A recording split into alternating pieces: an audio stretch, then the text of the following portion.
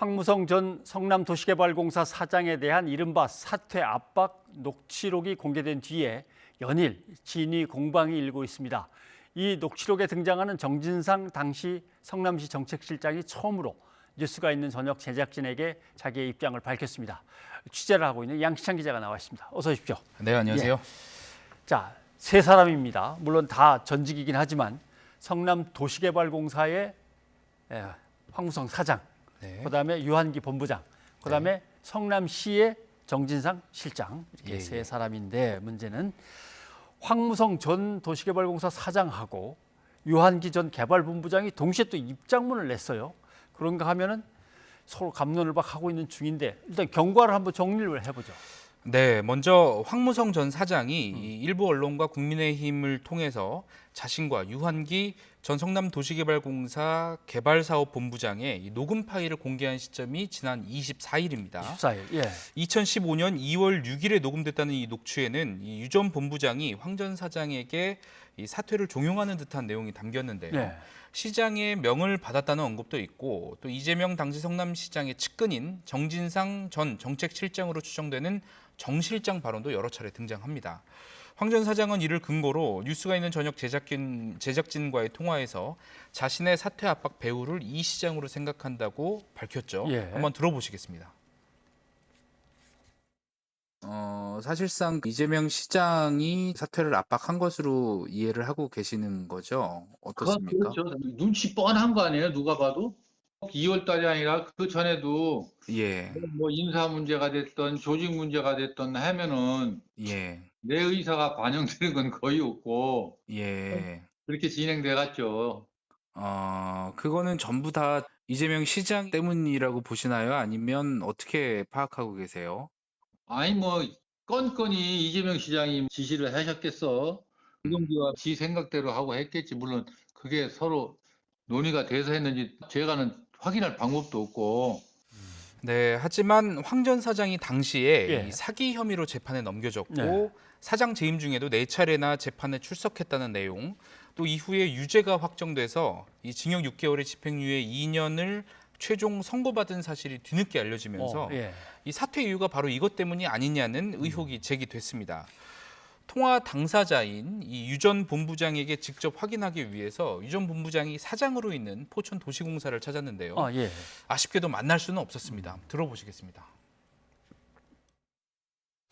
지금 기자분들이 많이 따라다니니까 저희 그 포천도시개발공사 업무를 좀 보는데 지장이 있으셔가지고 그래서 지금 다른 사업소로 가셔가지고 이제 저희 업무 보고 계시는 상황이세요. 네, 다만 유 전 본부장이 내놓은 입장문은 확보했는데요. 예. 유 전 본부장은 당시 황 전 사장이 사기 사건으로 재판을 받고 있었는데도 이를 성남도시개발공사에 알리지 않았다. 자신은 우연한 기회에 이 사실을 알게 돼서 이 황 전 사장 본인의 명예를 고려해서 사퇴를 건의하게 됐다고 주장했습니다. 또 황 전 사장이 하지만 자발적으로 이 사퇴하지 않고 임명권자를 운운해서 정진상 실장과 이 이재명 시장을 거론하게 됐다고 설명했습니다. 예.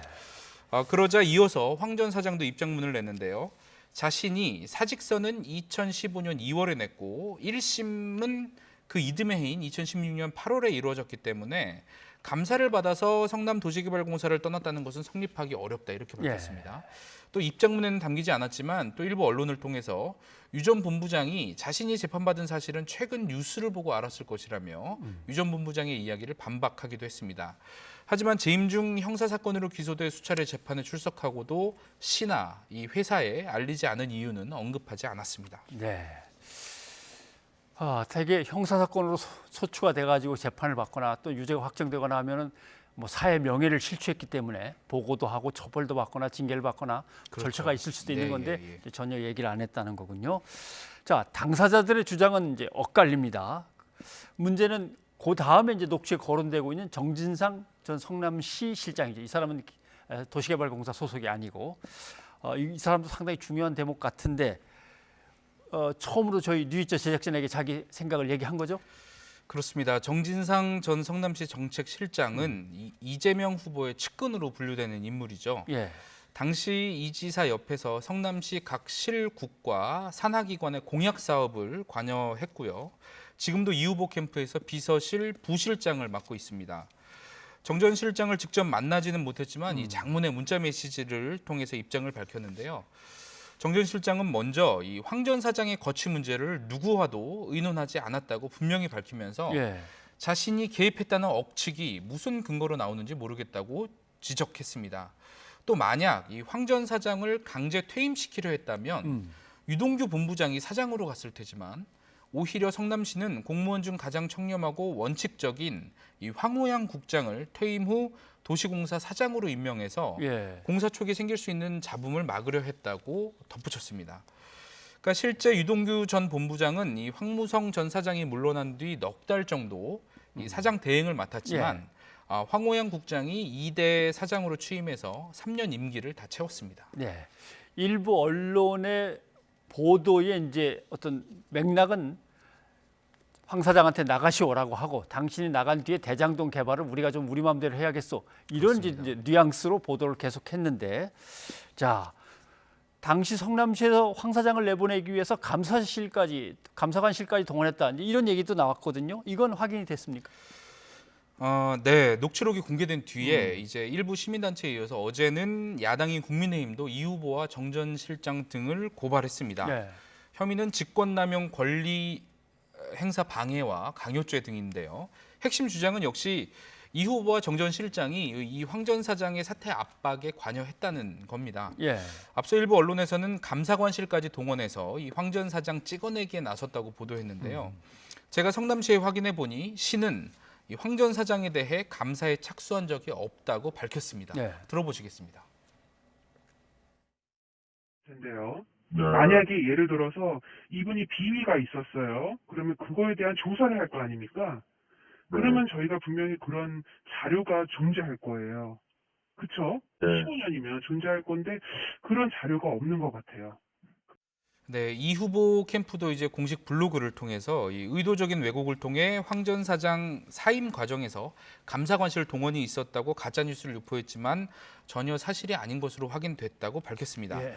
정리를 해보면 유 전 본부장이 이 황 전 사장의 사퇴를 요구하면서 두 사람 사이에 논쟁이 있었던 점은 양측 모두 인정하는 부분입니다. 예. 다만 사퇴를 요구한 이유에 대해서는 엇갈리는 상황이고요.